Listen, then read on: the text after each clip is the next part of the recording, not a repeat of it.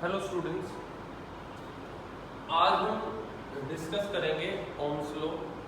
देखिए, जिस तरीके से दो पॉइंट्स के बीच में लिक्विड का फ्लो होना इस बात पर डिपेंड करता है कि उन दो पॉइंट्स के बीच में प्रेशर का डिफरेंस कितना है। अगर एक पाइप है, प्रेशर इस तरफ से ज़्यादा है तो पानी इधर से फ्लो आएगा, इधर ज़्यादा है तो यहाँ से यहाँ जाएगा। तो दो पॉइंट के बीच में अगर लिक्विड फ्लो कर रहा है तो वहाँ पर प्रेशर का डिफरेंस डिसाइड करेगा मोशन लिक्विड का। सिमिलरली, अगर इलेक्ट्रिक चार्ज फ्लो कर रहा है दो पॉइंट के बीच में तो वहाँ भी चार्ज के फ्लो का जो डायरेक्शन होगी, जो मोशन होगा, वो डिसाइड करेगा, वो डिपेंड करेगा potential difference between two points.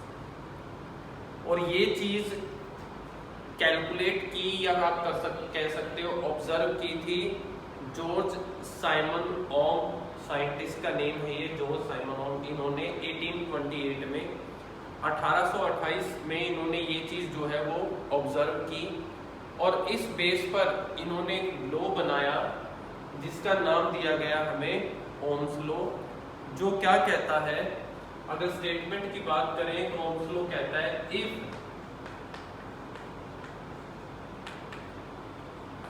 Physical condition like temperature etcetera, अगर आसपास की जो फिजिकल कंडीशन है किसी कंडक्टर की वो अनचेंज रहे, of a conductor kept unchanged, अगर उनको अनचेंज रखा जाए then strength of current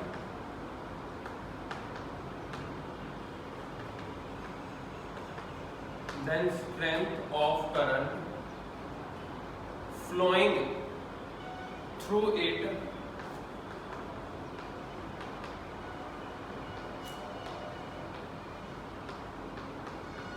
is directly proportional किसके? Potential difference applied, proportional to potential difference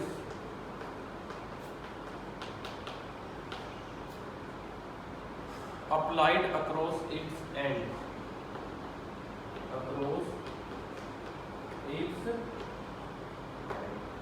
ये स्टेटमेंट है। ये लॉ 1828 में दिया गया था और दिया था George Simon Om.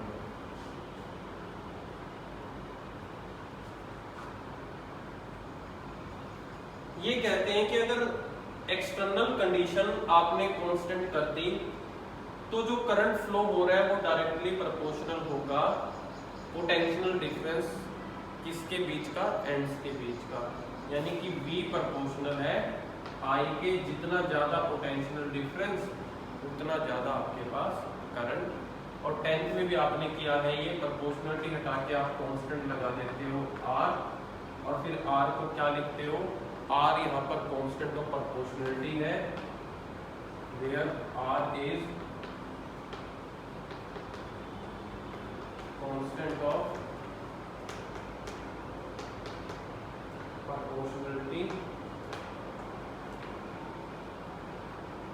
whose value depends on size, nature and temperature of conductor. It is also called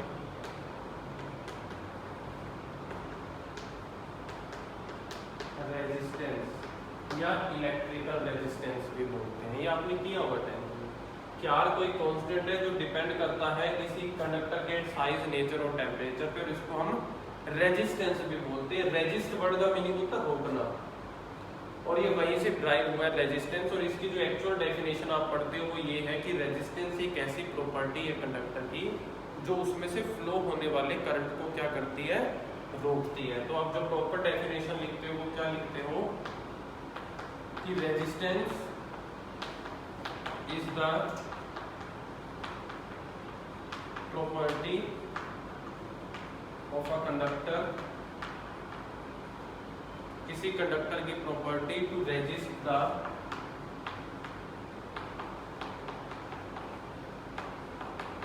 flow of current through, अपने में से फ्लो ऑफ करंट यानी कि फ्लो ऑफ चार्ज आप लिख सकते हो, उसको आगे बढ़ने से रोकने की जो प्रॉपर्टी है वो क्या है आपके पास, रेजिस्टेंस है। तो ओम्स लॉ के थ्रू ही हमें रेजिस्टेंस मिलता है। फिर अगर किसी सर्किट में रेजिस्टेंस हमें पैदा करना है तो कौन से डिवाइस की हम यूज करते हैं, वो भी है हमारे पास, the device is used for providing resistance in circuit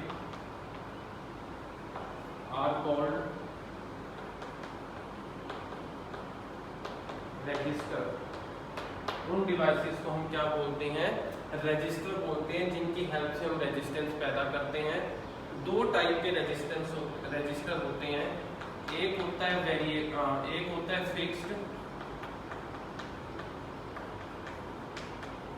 fixed value register, जिसका सिंबल ये होता है,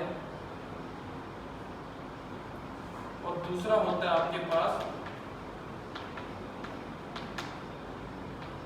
वेरिएबल वैल्यू रजिस्टर। एक नाम और भी इसको देते हैं रियोस्टेट, जिसके दो सिंबल होते हैं, एक तो ये और दूसरा ये। दोनों में से कोई भी सिंबल जो है हम इसके यूज कर सकते हैं आपके पास। ये रेजिस्टेंस के बारे में डेफिनेशन और हमें कौन से डिवाइसेस से मिलता है और कैसे उनके सिंबल्स होते हैं, और हम पढ़ेंगे अभी रेजिस्टेंस के बारे में। देखिए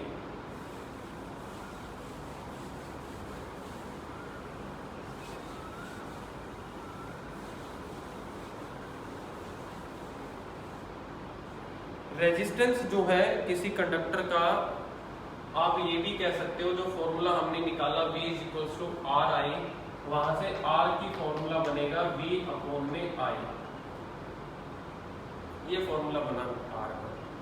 तो आप एक डेफिनेशन ये भी कह सकते हो कि it is defined as the ratio of potential difference across the ends of conductor to the strength of current. तो ये याद रखना, resistance of a conductor is defined as the ratio of potential difference across the ends of conductor to the strength of the current flowing through it। तो ये आपके पास रहेगा। और जो यूनिट है ओम इसकी रेजिस्टेंस की, वो आपको पता ही है, 10th में करके आएगा आप, SI unit of resistance is ohm. अगर 1 ओम डिफाइन करना हो आपको तो यहाँ पर आप फॉर्मूले को क्या लिख सकते हो, ओम वोल्ट और नीचे क्या है एम्पियर। तो इसके अकॉर्डिंग आप डिफाइन कर सकते हो। आप लिख सकते हो कि resistance of a conductor is said to be 1 volt.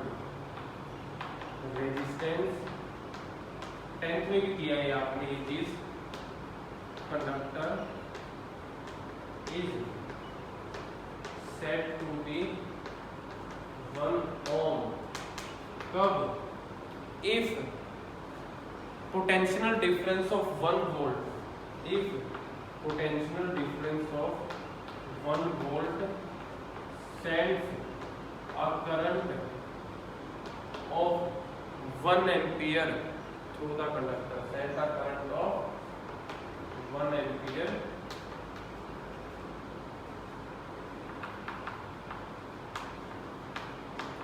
Through the conductor. ये डेफिनेशन आपने 10th में भी की, 1 वोल्ट 1 एम्पीयर, ये सब चीजें आपने की थी। रेजिस्टेंस से जुड़ी हुई एक टर्म और आपको बताई जाती है, पूछी जाती है एग्जाम में, वो होती है कंडक्टेंस।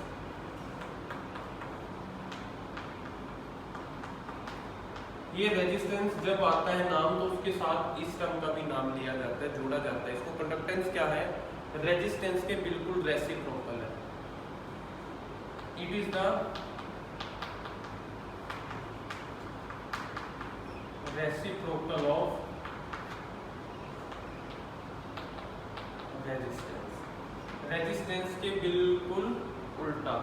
और डिनोट किससे किया जाता है इसको? कैपिटल जी के साथ, डिनोटेड बाय कैपिटल जी। तो कैपिटल जी किसके इक्वल? रेजिस्टेंस की क्या हो गया? अपोजिट, 1/r है तो यानी कि I अपॉन में V, क्योंकि R V अपॉन में I है तो वो क्या हो जाएगा? उसका उल्टा हो जाएगा। अब इसकी यूनिट्स भी होंगी। यूनिट क्या होंगी? SI unit for conductance, SI unit for conductance is ohm inverse, क्योंकि R की ओम है तो इसका हो जाएगा ओम इनवर्स। और भी नेम है इसके, इसको मोहो भी बोला जाता है, मोहो, MHO उल्टा लिख देते हैं, या फिर दूसरा नाम होता है साइमन।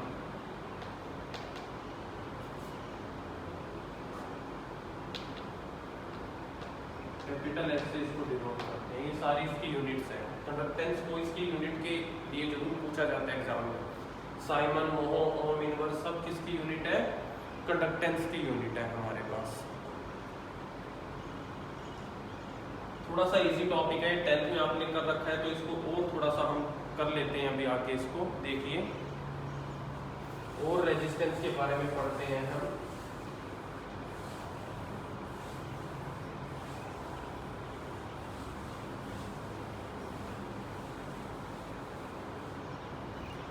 अब रेजिस्टेंस डिपेंड करता है 4 चीजों पे। मेनली हम 3 को हम यहाँ पर डिस्कस कर लेते हैं। टेम्परेचर तो आप कांस्टेंट रख के चलते हो ओम्स लॉ पे, वरना टेम्परेचर पे भी डिपेंड करता है। तो factor on which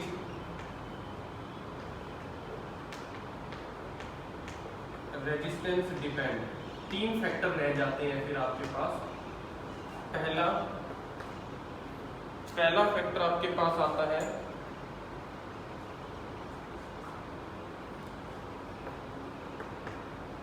nature of material या कंडक्टर। अब आपको पता है रेजिस्टेंस का काम है करंट को रोकना, करंट को आगे जाने से रोकना। अगर करंट ज्यादा है तो इसका मीनिंग वहां पर रेजिस्टेंस कम है, क्योंकि वो रोक नहीं पा रहा करंट को। और अगर कहीं पर करंट बहुत कम है तो इसका मीनिंग है रेजिस्टेंस ज्यादा है, तभी तो करंट को रोक रखा है। तो नेचर ऑफ मटेरियल पे डिपेंड कैसे करता है? अगर आपने नेचर मटेरियल का कंडक्टर का ले लिया, कंडक्टर मटेरियल ले लिया, तो इसका मीनिंग है वहां पर रेजिस्टेंस कैसा हो जाएगा? लो हो जाएगा, क्योंकि कंडक्टर में से तो करंट आराम से पास करता है तो रोकने वाली पावर क्या है? लो रहेगी। और अगर आपने मटेरियल ले लिया इंसुलेटर, तो वहां पर करंट क्या हो जाएगा? रेजिस्टेंस क्या हो जाएगा? हाई हो जाएगा, क्योंकि इंसुलेटर में से तो करंट पास नहीं होता। इसका मीनिंग है वहां पर रेजिस्टेंस क्या है? हाई है आपके पास। दूसरा जो फैक्टर जिस पे डिपेंड करता है वो है लेंथ ऑफ कंडक्टर या फिर लेंथ ऑफ वायर। वायर की लेंथ जितनी ज्यादा करोगे रेजिस्टेंस की वैल्यू उतनी ही बढ़ती रहेगी, करंट की वैल्यू उतनी ही कम होती रहेगी। लेकिन ध्यान रहे, ये जो लाइन मैंने बोली है ये डीसी के लिए बोली है, डायरेक्ट करंट, यानी कि बैटरी से जो हमें करंट मिलता है हम उसकी बात कर रहे हैं। क्योंकि अभी हमने यही पढ़ा है कल भी कि जो सोर्स है हमारे पास करंट का वो क्या है? बैटरी। तो हम बैटरी वाले करंट की बात कर रहे हैं। जो आपके घर में करंट है उसकी बात नहीं हो रही, वहां पे ये फैक्टर अप्लाई नहीं होगा। अब बैटरी वाले करंट के साथ इसको कैसे डिस्कस करें? आप अगर देख लो, आपने ध्यान दो, सबके घर में आजकल इन्वर्टर है, तो अगर आपने देखा हो तो इन्वर्टर के साथ बैटरियों को साथ में ही रखा जाता है। मुझे नहीं लगता कि कोई भी एक एग्जांपल ऐसा मिलेगा कि इन्वर्टर को तो तीसरे फ्लोर पे रखा गया है और बैटरी ग्राउंड फ्लोर पे रखी गई है और बैटरी से तार 3 फ्लोर तक जाके इन्वर्टर पे लगी हुई है। अगर ऐसा हुआ तो वो इन्वर्टर चार्ज नहीं होगा, क्योंकि बैटरी से लगी हुई तार की लेंथ जितनी ज्यादा होती चली जाएगी उतना ही उसमें से करंट जो है कम होता चला जाएगा, क्योंकि बैटरी से मिलने वाला जो प्रेशर है फ्लो कराने के लिए, यानी कि जो पोटेंशियल डिफरेंस है वो फिक्स्ड होता है। सेल लेके आते हो रिमोट में डालने के लिए तो उसके ऊपर 5 वोल्ट लिखा होता है, वो फिक्स्ड है। अगर आप उसको कम डिस्टेंस में यूज करोगे चार्ज को मूव कराने में तो ज्यादा दिन चल जाएगा। अगर चार्ज को लंबे डिस्टेंस पे 5 वोल्ट से मूव कराओगे तो वो जल्दी ओवर हो जाएगा। इसीलिए बैटरी से जुड़ी हुई तार जितनी ज्यादा लंबी होती है उतना ही वहां पर करंट कम हो जाता है, और अगर करंट कम होगा तो क्या बढ़ेगा, रेजिस्टेंस। तो याद रहे, अगर लेंथ आपने हाई ले ली, ज्यादा ले ली, तो इसका मीनिंग है करंट क्या हो गया, लेस।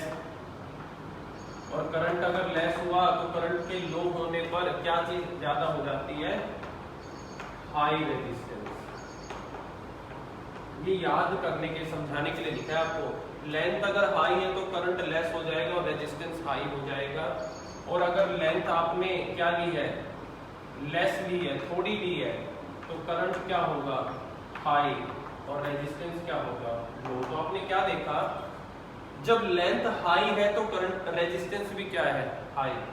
लेंथ लेस है तो रेजिस्टेंस भी क्या है, लो। दोनों चीजें एक साथ बढ़ रही है, एक साथ घट रही है।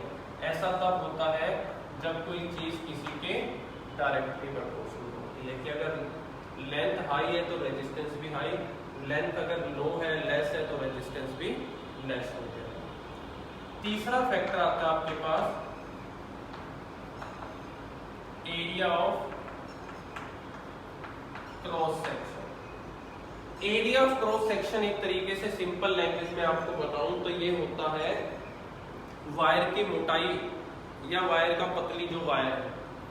एक पतली वायर में से कम करंट पास होता है और मोटी वायर में से ज्यादा करंट पास हो जाता है। क्रॉस सेक्शन का मीनिंग यही होता है कि कितने आप एरिया में से पास करा रहे हो, फ्लो करा रहे हो। तो ये तो आपको पता ही है, सिंपल सी बात है। करंट अगर फ्लो हो रहा है तो यानी कि चार्ज फ्लो हो रहा है, इलेक्ट्रॉन फ्लो हो रहे हैं मान लीजिए। तो एक पतली सी पेन की निब ली, उसमें से अगर 2 इलेक्ट्रॉन फ्लो हो सकते हैं, तो ये जो चौक की निब है इसमें से तो 10 हो सकते हैं फिर। तो इसमें से 10 हो रहे हैं, पेन की निब में से 2 हो रहे हैं, तो करंट किस में ज्यादा है, चौक में से ज्यादा जाएगा। वैसे चौक इंसुलेटर है लेकिन वैसे बता रहे हैं आपको, तो चौक में से ज्यादा जाएगा क्योंकि चार्ज ज्यादा है। तो इसलिए एरिया ऑफ क्रॉस सेक्शन का मीनिंग है कितना बड़ा फेस है। पानी की पाइप आपने इतने मुंह की ली है तो पानी कम आ रहा है, इतने बड़े मुंह की लिए तो पानी ज्यादा आ रहा है। तो यानी कि एरिया ऑफ क्रॉस सेक्शन जो है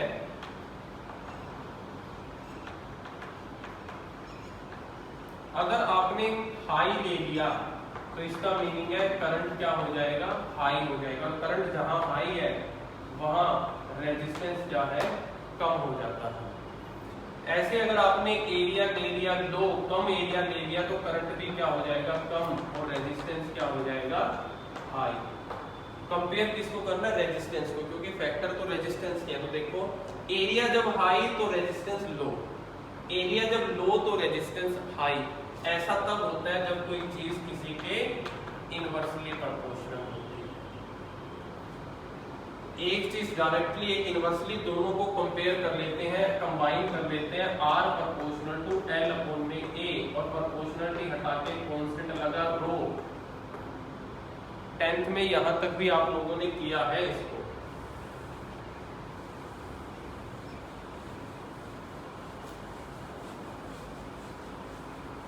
किया है आपने 10th में भी इसको। तो ये जो लगा है रो कांस्टेंट, इसको कहेंगे हम constant of proportionality, where rho is constant of proportionality. Constant of proportionality है जिसको हम क्या बोलते हैं, रेजिस्टिविटी या फिर स्पेसिफिक रेजिस्टेंस। कोल्ड या तो रेजिस्टिविटी बोल लो या फिर स्पेसिफिक रेजिस्टेंस, दोनों में से आप कोई भी चीज इसको क्या कर सकते हैं, ठीक है। और ये एक ही चीज पे डिपेंड करती है, सिर्फ नेचर पे, लेंथ और एरिया पे डिपेंड नहीं करती। It only depends upon nature of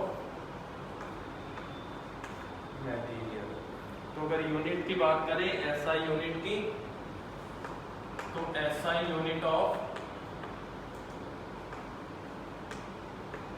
resistivity क्या होगी, रो का फॉर्मूला अगर क्या होगा, आर ए बाई एल, ए इधर चला गया, एल जो है वो नीचे आ गया, तो आर ए बाई एल हो जाएगा। तो आर की वैल्यू तो क्या थी, यूनिट क्या थी, ओम, एरिया की मीटर स्क्वायर, लेंथ की मीटर, ये कट जाएगा और यूनिट आ जाएगी ओम मीटर, ये यूनिट आ गई हमारे पास। जिस तरीके से रेजिस्टेंस के साथ जुड़ी हुई थी टर्म कौन सी, कंडक्टेंस, ऐसे ही रेजिस्टिविटी के साथ जो टर्म जुड़ी हुई है वो क्या है, कंडक्टिविटी। कंडक्टेंस रेसिप्रोकल था रेजिस्टेंस का, कंडक्टिविटी रेसिप्रोकल है रेजिस्टिविटी की। It is the reciprocal of resistivity. इसको डिनोट किया जाता है, डिनोट बाय सिग्मा, और सिग्मा इक्वल होगी 1 अपॉन में रो के। रो क्या इक्वल था, आर ए बाई एल, और ये हो जाएगा एल बाई आर, ये फॉर्मूला हो जाएगा।